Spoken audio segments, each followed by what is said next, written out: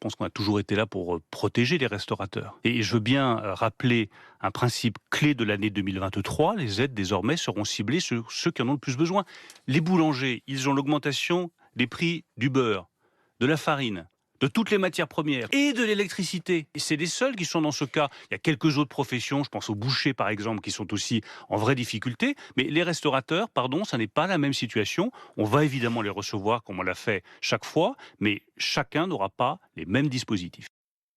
Bruno Le Maire, hier, chez nos confrères de France Inter, qui vous dit, bon, je vais vous recevoir, mais pas question de vous accorder autant d'aides qu'aux boulangers. Qu'est-ce que vous lui répondez, Didier? Je lui réponds tout simplement que M. Bruno Le Maire commet une erreur lorsqu'il dit il n'y a que les boulangers qui sont dans cette situation. Et il cite les bouchers aussi, mais il dit que pour vous, c'est différent, nous, c'est moins grave. C'est moins grave Écoutez, pour les c'est restaurateurs. très simple. Alors, on va revenir sur le prix de l'énergie. Mais pour ce qui concerne les autres hausses, nous, le coût des matières premières, en moyenne sur l'année 2022, c'est entre 12,5 et 13%. Nous avons également négocié une nouvelle grille de salaire qui fait que nous avons augmenté nos salaires de près de 16%.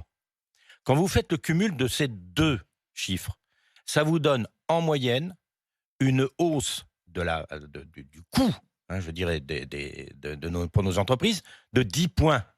Nous avons une moyenne de rentabilité de 8. Vous êtes déjà à 10, avant même que l'énergie et le coût de l'énergie arrivent. Alors ça, ces arguments, j'imagine que vous allez... et chiffres à l'appui, parce que... Voilà, les apporter à Bercy cet après-midi, vous allez les les avancer devant Bruno Le Maire cet après-midi, mais du coup, quelle solution vous allez lui demander? Quelle aide? Parce qu'on voit que les boulangers ont obtenu des reports de charges, le fait de résilier sans frais leur contrat d'énergie. Vous allez dire, on veut la même chose que les boulangers? Mais les reports de charges ne résolvent rien. Ce n'est que mettre la poussière sous le tapis, parce qu'il faudra bien un beau jour finir par payer. Non, nous, ce que nous demandons, c'est la mise en place, une mesure très simple, la mise en place d'un bouclier tarifaire qui fasse que nous soyons donc préservés quant à la hausse du coût de l'énergie. Vous savez, lorsqu'il y a eu la crise du Covid, le gouvernement a mis en place ce qu'on a appelé le « quoi qu'il en coûte ». Bien, nous étions particulièrement concernés, j'étais à la tête des négociations, je sais ce qu'il en a été. Donc, en fait, c'était quoi ce « quoi qu'il en coûte » C'était une réponse de responsabilité du gouvernement face à une décision qu'ils avaient prise, à savoir fermer nos établissements. Je vous ferme, eh bien, en face, je vais mettre des dispositions pour que vos entreprises n'aillent pas à la casse et que vos salariés puissent être préservés. Nous demandons exactement la même chose concernant l'énergie.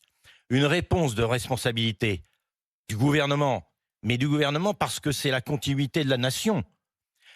Aujourd'hui, pourquoi sommes-nous dans cette situation? Il faut oser le dire.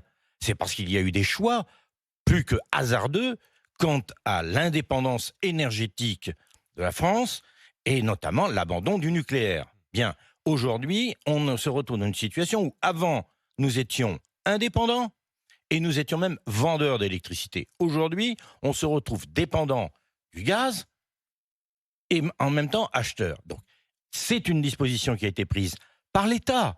Il y a une continuité de l'État à faire jouer. Des décisions et par politiques, conséquent, en tout cas. oui, mais qu'est-ce que vous voulez que je vous dise? C'est la responsabilité de tout un chacun.